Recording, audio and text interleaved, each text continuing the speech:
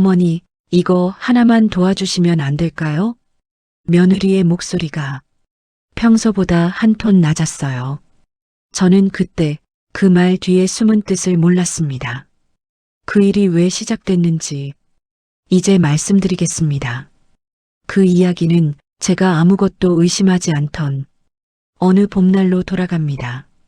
저는 김현주, 올해 68살입니다. 전통시장 골목 안쪽 그 좁은 반찬 가게를 35해 동안 하루도 쉬지 않고 지켜왔어요. 새벽 4시에 일어나 장을 보러 가고 김치를 담그고 장아찌를 절이고 손님을 맞이하고 저녁 8시가 넘어서야 셔터를 내렸습니다. 그렇게 모은 돈으로 10년 전 드디어 제 이름으로 된 상가 한 채를 장만할 수 있었어요. 40평짜리 시장 입구 바로 옆 건물. 제 노후 준비는 딱 3가지였습니다.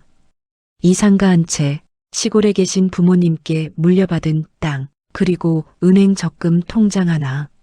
남편은 일찍 떠났고 아들 도연이는 대학까지 겨우 보냈지만 그 후로는 제 힘으로 살아왔습니다. 도연이는 좋은 아이였어요. 말수는 적었지만 제게 늘 고맙다는 말을 잊지 않았고 결혼 후에도 한 달에 한 번은 꼭 찾아왔습니다. 문제는 며느리 세진이었어요. 아니, 문제라고 말하면 오해가 생길 수도 있겠네요. 세진 씨는 겉으로 보면 정말 괜찮은 며느리였으니까요. 명절 때마다 앞치마 두르고 부엌일을 도왔고 제가 허리 아프다고 하면 파스를 사다 주기도 했어요. 어머니, 편하게 앉아 계세요. 제가 할게요. 그런 말도 자주 했습니다. 그런데 이상했어요. 세진 씨가 웃을 때 눈은 웃지 않았습니다. 제 상가 이야기가 나오면 귀를 쫑긋 세우고 월세가 얼마나 나오는지, 건물 시세가 얼마나 올랐는지 자꾸만 물어봤어요. 어머니, 요즘 상가 값이 많이 올랐다면서요? 관리 잘하셔야 해요. 그런 말을 할 때면 저는 그냥 웃고 넘겼습니다. 며느리가 제 노후를 걱정해 주는 거라고 생각했으니까요. 그런데 얼마 전부터 도연이 부부의 얼굴에 그늘이 드리우기 시작했어요. 사업이 안 된다는 이야기를 몇 번 들었고 대출이 많다는 말도 흘려들었습니다. 어머니, 저희 괜찮아요. 걱정 마세요. 도연이는 그렇게 말했지만 밤마다 전화기를 붙들고 누군가와 다투는 목소리가 들렸습니다. 그리고 어느 날 저녁 세진 씨가 찾아왔어요. 도연이는 집에 없고 세진 씨 혼자였습니다. 어머니, 오늘 제가 좀 드릴 말씀이 있어요. 그녀의 목소리는 평소보다 조심스러웠고 눈빛은 어딘가 불안해 보였습니다. 저는 차를 내오며 물었어요. 무슨 일이야? 세진 씨는 한참을 망설이다가 입을 열었습니다. 어머니, 상가 말이에요. 혹시 담보대출 같은 거 생각해 보신 적 없으세요? 그 순간 제 가슴이 철렁 내려앉았습니다. 담보대출이라니, 상가를 담보로 돈을 빌리겠다는 말이었어요. 세진아, 그게 무슨 소리니? 제 목소리가 떨렸습니다. 어머니, 저희가 지금 정말 어려운 상황이에요. 사업 자금이 급한데 은행에서 대출이 안 나와서요. 세진 씨의 눈에 눈물이 맺혔습니다. 이 집만 담보로 잡으면 2억 원은 나올 거예요. 그럼 저희 빚도 정리하고 사업도 다시 시작할 수 있어요. 2억. 그 말이 제 귓가에 맴돌았습니다. 어머니, 부탁이에요. 이거 아니면 저희 정말 끝이에요. 세진 씨가 제 손을 잡았어요. 그 손이 차갑게 떨리고 있었습니다. 저는 아무 말도 할 수 없었어요. 35년, 평생을 모아서 겨우 장만한 상가였습니다. 이게 없으면 제 노후도 없었어요. 그런데 아들 부부가 무너지는 걸 보고만 있어야 할까요? 그날 밤 저는 잠을 이룰 수 없었습니다. 창밖으로 보이는 상가 건물의 불빛이 유난히 외롭게 느껴졌어요. 그날 밤 저는 한숨도 자지 못했습니다. 세진 씨가 간 뒤에도 그 말이 계속 맴돌았어요. 2억 원은 나올 거예요. 상가를 담보로 잡으면 그만큼 돈을 빌릴 수 있다는 말. 그런데 그 돈을 갚지 못하면 상가를 잃게 된다는 뜻이기도 했습니다. 다음 날 아침 도연이가 찾아왔어요. 얼굴이 많이 수척해 있었습니다. 엄마, 어제 세진이가 왔었죠? 도연이의 목소리는 평소보다 낮았어요. 저는 고개를 끄덕였습니다. 그 이야기 들으셨죠? 응, 들었어. 도연이는 한참을 아무 말도 하지 못했어요. 그러다가 천천히 입을 열었습니다. 엄마, 미안해요. 이런 부탁을 하게 돼서. 도연아, 엄마한테 솔직하게 말해봐.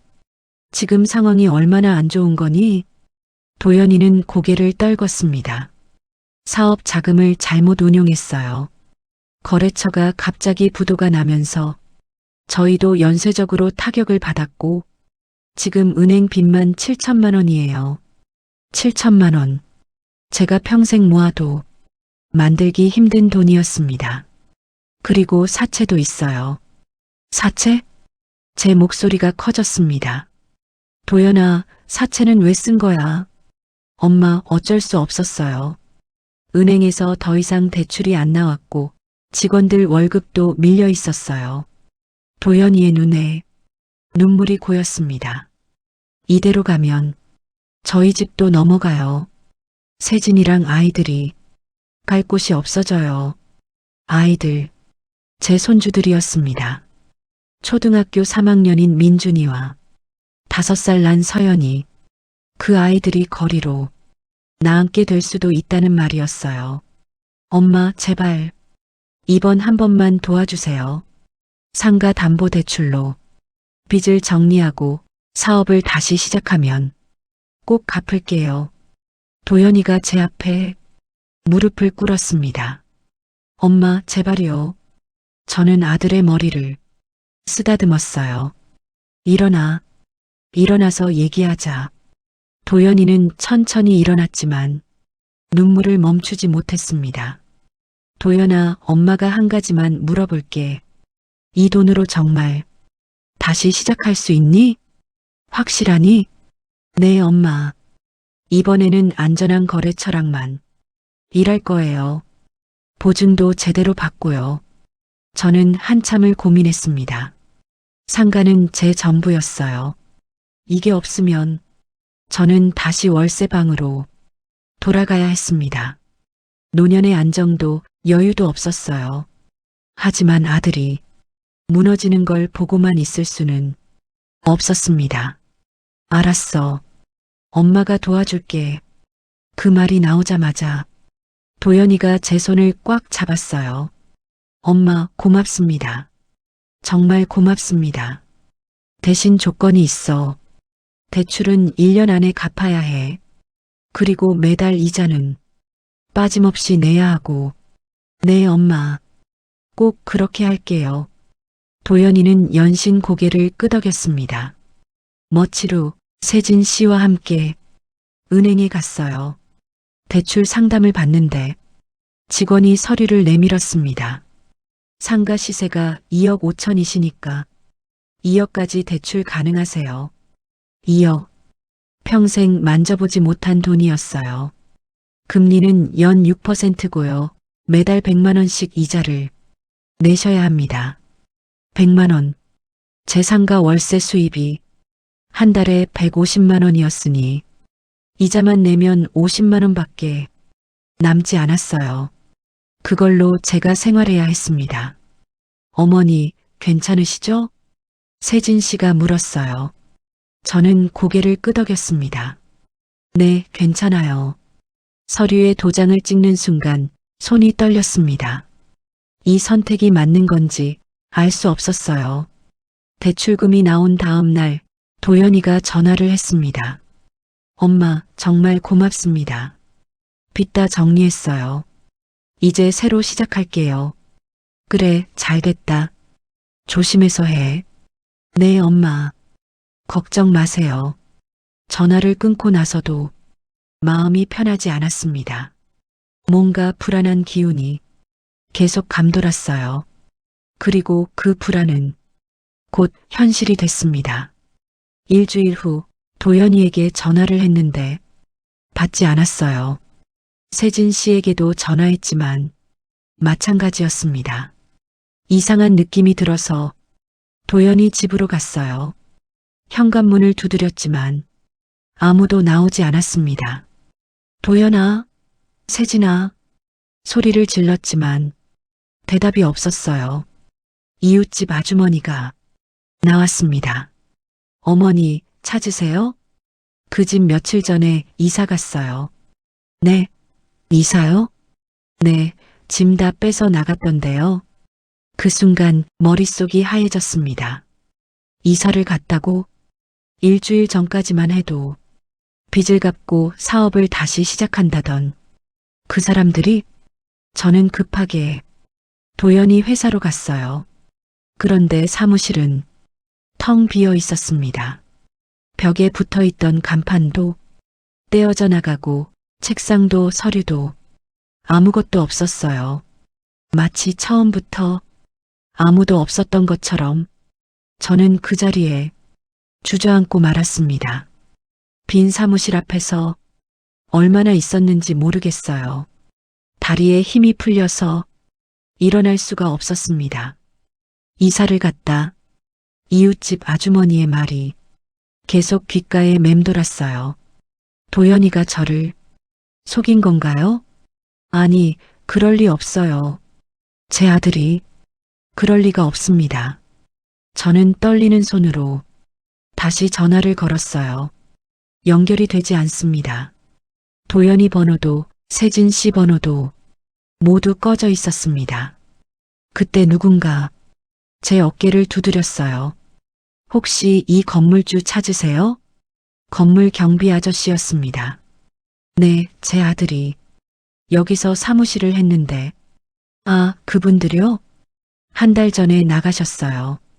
임대료 석 달치 밀리고. 한 달 전이요? 제 목소리가 떨렸습니다. 한 달 전이면 대출받기 전이었어요. 그럼 도연이는 대출금으로 빚을 갚은 게 아니라 잠적할 준비를 한 거였나요? 경비 아저씨, 그분들 어디로 갔는지 아세요? 글쎄요, 저도 몰라요. 어느 날 갑자기 짐 싸서 나가더라고요. 저는 비틀거리며 그 자리를 떠났습니다. 집으로 돌아오는 길에 은행에 들렀어요. 대출 담당 직원을 만나서 물었습니다. 대출금이 제 아들 계좌로 들어갔잖아요. 그 돈이 어디로 갔는지 확인할 수 있나요? 직원은 난처한 표정을 지었어요. 어머님, 그건 개인정보라서 저희가 알려드릴 수가 없습니다. 제가 담보를 제공한 사람인데요.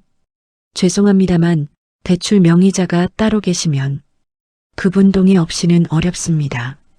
그럼 저는 어떻게 해야 돼요? 제 상가를 담보로 빌린 돈인데 그 돈이 어디로 갔는지도 모른다는 게 말이 됩니까? 직원은 고개를 숙였습니다. 정말 죄송합니다. 저는 은행을 나왔어요. 발걸음이 무거웠습니다. 집에 돌아와서 도연이에게 마지막으로 문자를 보냈어요. 도연아, 엄마야. 전화 좀 받아. 무슨 일인지 얘기 좀 하자. 하지만 답장은 오지 않았습니다. 그날 밤 잠을 이룰 수 없어서 오래된 사진첩을 꺼냈어요. 어린 도연이가 제 품에 안겨 웃고 있는 사진, 초등학교 입학식 날, 교복 입고 찍은 사진, 대학 졸업식 날, 제 손을 잡고 서 있던 사진. 그 아이가 정말 저를 속인 건가요?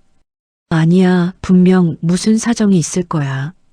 저는 그렇게 믿고 싶었습니다. 다음 날부터 저는 도연이를 찾아다녔어요. 도연이 친구들에게 전화했지만 아무도 연락처를 모른다고 했습니다. 세진 씨 친정에도 전화했어요. 저희도 연락이 안 돼요. 무슨 일 있었어요? 세진 씨 어머니도 아무것도 모르고 있었습니다. 일주일이 지나고 2주일이 지났어요. 그동안 도연이에게서는 아무 연락도 없었습니다. 그리고 한 달이 지난 어느 날 은행에서 전화가 왔어요. 어머님, 이번 달 대출 이자 입금이 안 됐는데요. 네, 제가 내야 하나요? 네, 담보 제공자시니까요. 명의자가 연락이 안 되면 어머님께서 내셔야 합니다. 100만 원. 저는 상가 월세에서 그 돈을 내야 했어요. 그러면 제가 쓸 수 있는 돈은 한 달에 50만 원 뿐이었습니다. 괜찮아. 1년만 버티면 돼. 저는 스스로를 다독였습니다. 도연이가 돌아와서 갚을 거라고 믿었어요. 하지만 2달째, 3달째가 지나도 도연이는 나타나지 않았습니다. 그리고 넉 달째 되던 날 경찰서에서 연락이 왔어요. 김현주 씨 맞으십니까? 아드님 김도연 씨 관련해서 사기 피해 신고가 들어왔는데요. 네, 사기요? 네, 아드님께서 여러 명에게 돈을 빌리고 갚지 않으셨다는 신고가 여러 건 접수됐습니다. 저는 그 자리에서 정신이 아득해졌어요. 총 피해 금액이 3억 원 정도 됩니다. 3억? 도연이가 저한테 받은 2억 원 외에도 다른 사람들에게서 3억 원을 더 받아간 거였어요. 그리고 아드님 명의로 된 신용카드 대금도 수천만 원이 밀려 있고요. 경찰은 담담하게 말했지만 제 귀에는 아무것도 들리지 않았습니다. 혹시 아드님 소재를 아십니까? 아니요, 저도 몰라요. 그렇군요. 알겠습니다. 혹시 연락이 오시면 꼭 저희한테 알려주세요. 전화를 끊고 나서 저는 그대로 주저앉았어요.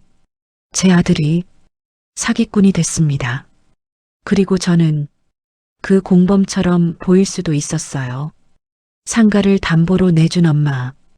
그게 바로 저였습니다. 다음 날 도연이에게 돈을 빌려줬다는 사람들이 찾아오기 시작했어요. 어머니, 도연이 어디 있어요? 저희 돈 돌려줘야죠. 우리의 학원비까지 빌려줬는데 연락이 안 돼요.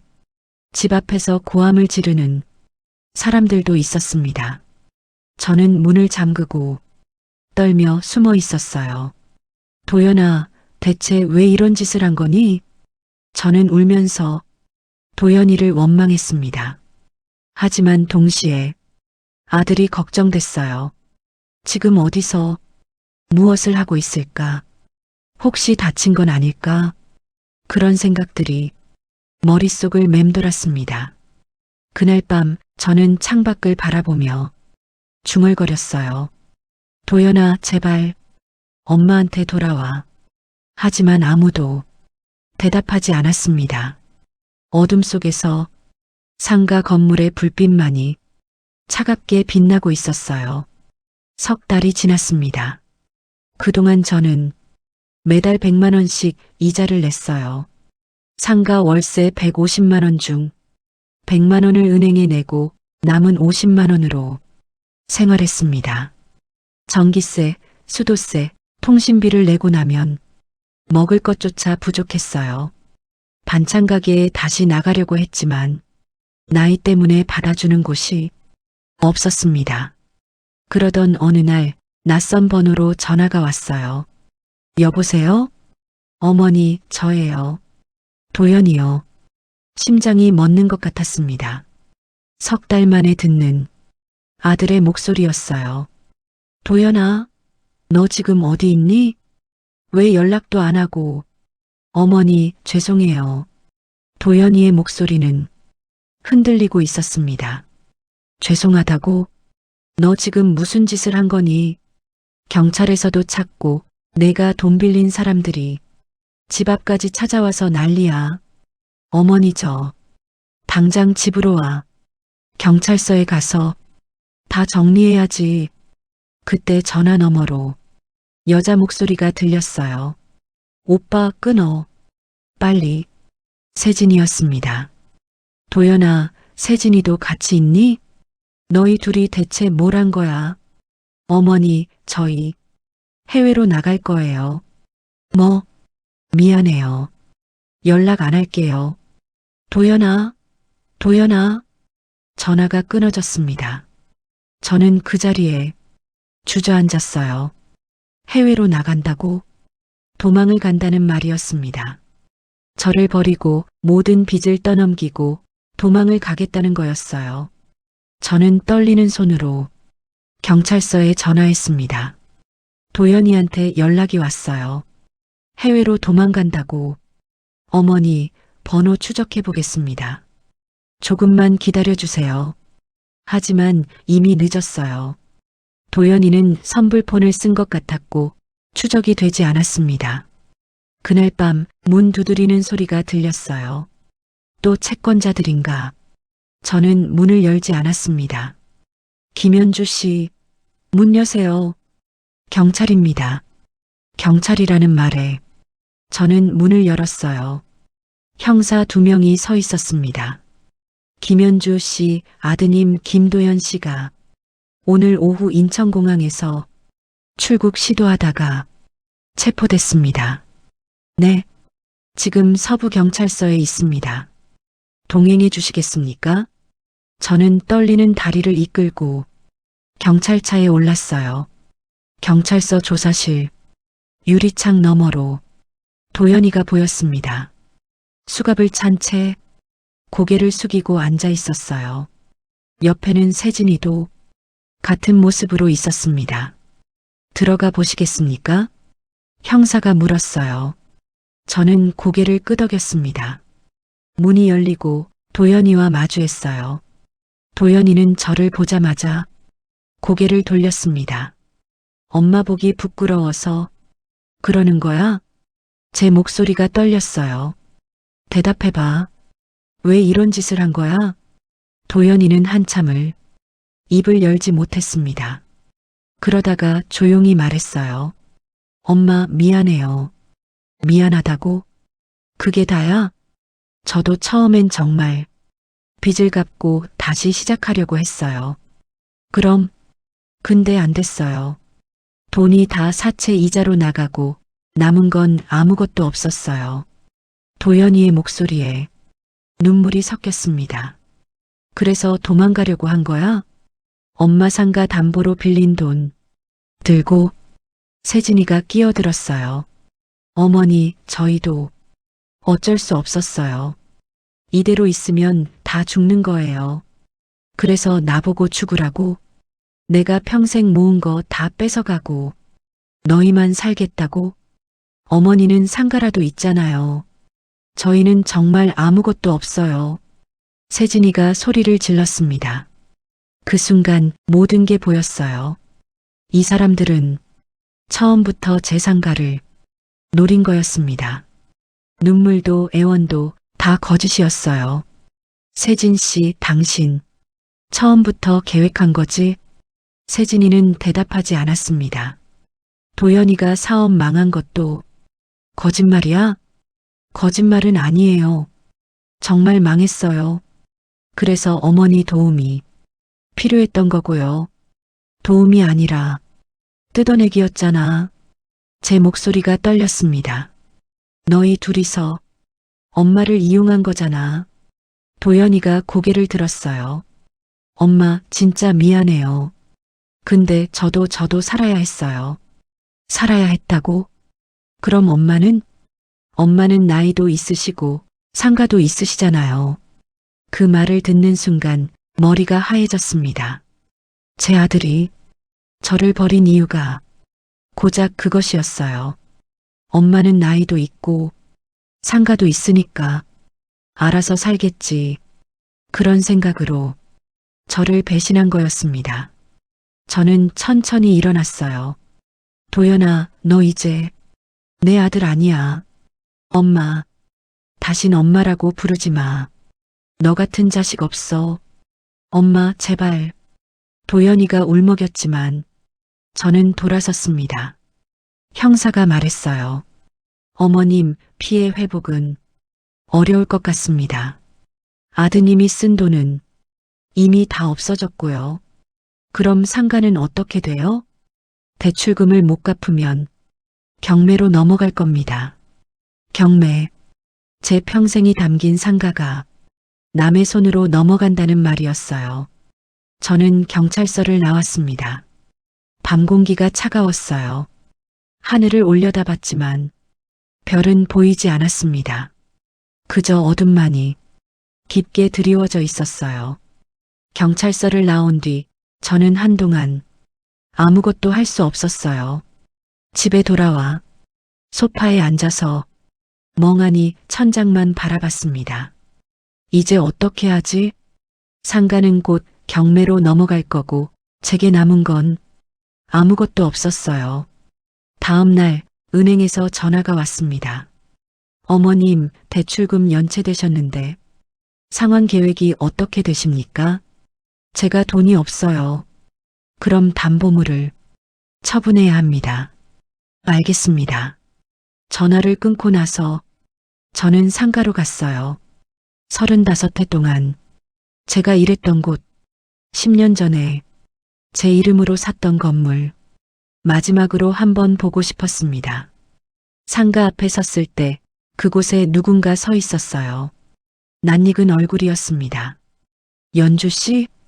민수 씨? 이민수 시장 상인회장이었어요. 저보다 5살 많은 73살의 할아버지, 시장에서 30년 넘게 청가물 가게를 하신 분이었습니다. 무슨 일이야? 여기서 왜 서 있어? 민수 씨가 물었어요. 저는 한참을 망설이다가 모든 이야기를 했습니다. 아들이 사기를 쳤고 상가를 담보로 대출받았고 이제 경매로 넘어간다는 것까지. 민수 씨는 말없이 제 이야기를 들었어요. 그랬구나. 많이 힘들었겠어. 민수 씨, 저 이제 어떻게 해야 할지 모르겠어요. 연주 씨, 일단 내 가게로 가자. 차나 한잔하고 민수 씨의 가게에서 따뜻한 차를 마셨습니다. 연주 씨, 내가 하나 물어볼게. 상가 경매 넘어가면 빚이 다 없어지는 거야? 아니요, 경매가가 대출금보다 낮으면 그 차액은 제가 갚아야 해요. 얼마나 남을 것 같아? 한 5천만 원쯤? 민수 씨는 고개를 끄덕였어요. 그럼 그 돈은 어떻게 할 거야? 모르겠어요. 일을 해야겠지만 나이 때문에 받아주는 곳도 없고. 연주 씨, 민수 씨가 제 손을 잡았습니다. 우리 시장에서 다시 시작해봐. 네. 내가 35해 동안 반찬 만들던 솜씨 아직 있잖아. 내가 자리 하나 알아볼게. 민수 씨, 그리고 빚은 천천히 갚아. 한 달에 50만 원씩만 내도 10년이면 다 갚을 수 있어. 눈물이 났어요. 고마워요, 민수 씨. 우리 시장 사람들은 가족이야. 내가 힘들 때 도와주는 게 당연한 거지. 일주일 후 재판이 열렸습니다. 도연이와 세진이는 사기죄로 기소됐어요. 법정에서 도연이를 봤지만 저는 눈길도 주지 않았습니다. 판사가 물었어요. 피고인, 피해자에게 할 말 없습니까? 도연이가 일어났습니다. 어머니, 정말 죄송합니다. 저는 고개를 돌렸어요. 피해 회복 계획은 없습니다. 검사가 답했습니다. 피고인들이 사용한 금액은 모두 소진됐고 회복 가능한 재산이 없습니다. 결국 도연이는 징역 3년, 세진이는 징역 2년을 선고받았어요. 법정을 나오는데 도연이가 저를 봤습니다. 엄마, 저는 그냥 지나쳤어요. 더 이상 제 아들이 아니었으니까요. 한 달 후 상가 경매가 진행됐습니다. 낙찰가는 1억 3천만 원. 대출 원금과 이자를 빼면 제게 남은 빚은 4천만 원이었어요. 생각보다 적었지만 그래도 큰 돈이었습니다. 저는 다시 시장으로 돌아갔어요. 민수 씨가 구해준 작은 가게, 예전보다 훨씬 좁았지만 다시 시작할 수 있다는 것만으로도 감사했습니다. 새벽 4시 다시 장을 보러 나갔어요. 오이를 고르고 물을 씻고 김치를 담그고 손에 익은 일이었습니다. 시장 상인들이 하나둘씩 인사를 건넸어요. 연주 씨, 다시 보니 반갑네. 우리가 연준의 김치 얼마나 기다렸는데. 힘내, 우리가 있잖아. 그 말들이 힘이 됐습니다. 그리고 6개월이 지났어요. 매일 새벽에 일어나서 밤늦게까지 일했습니다. 한 달에 100만 원씩 벌어서 50만 원은 생활비로, 50만 원은 빚 갚는 데 썼어요. 힘들었지만 하루하루가 견딜만 했습니다. 어느 날 손주들 사진을 보게 됐어요. 민준이와 서연이. 그 아이들은 무슨 죄가 있을까요? 부모가 잘못했을 뿐인데 저는 가끔 궁금했습니다. 아이들은 잘 지내고 있을까? 밥은 제대로 먹고 있을까? 하지만 찾아갈 수는 없었어요. 그날 이후로 저는 도연이 가족과 완전히 연을 끊었으니까요. 1년이 지났습니다. 빚은 600만 원 갚았어요. 아직 3,400만 원이 남아 있었지만 천천히 갚아나가면 된다고 생각했습니다. 그리고 어느 봄날 시장에 새 손님이 왔어요. 젊은 기자였습니다. 저 시장 상인 이야기를 취재하고 있는데요. 혹시 인터뷰 가능하실까요? 저요? 네, 시장에서 오래 일하신 분들 이야기를 듣고 싶어서요. 저는 제 이야기를 했어요. 35해 동안 반찬 가게를 했고 잠시 쉬었다가 다시 시작했다고. 힘든 일도 있었지만 이제는 괜찮다고. 기자는 고개를 끄덕이며 열심히 받아 적었습니다. 정말 대단하세요. 다시 시작하신다는 게 쉬운 일이 아닌데. 뭐 사는 게 원래 그런 거 아닐까요? 넘어지면 다시 일어나고 또 넘어지면 또 일어나고. 그렇게 말하는 제 목소리가 예전보다 단단해진 것 같았어요. 기사가 나간 후 손님이 더 많이 왔습니다. TV에서 봤어요. 연준에 반찬 사러 왔어요. 할머니 김치 맛있다고 소문났던데요. 바쁘게 손님을 맞이하며 저는 생각했어요. 이제 괜찮아. 상가는 없어졌지만 아들도 잃었지만 저는 여전히 제 두 손으로 살아갈 수 있었습니다. 그날 저녁 가게 문을 닫고 집으로 돌아오는 길에 하늘을 올려다봤어요. 별이 보였습니다. 예전에는 보이지 않던 별들이 반짝이고 있었어요. 저는 작게 웃었습니다. 살아있네 나. 그리고 내일도 또 새벽 4시에 일어나서 장을 보러 갈 겁니다. 김치를 담그고 장아찌를 절이고 손님을 맞이할 거예요. 그렇게 하루하루를 살아갈 겁니다. 평범하지만 제 것인 삶을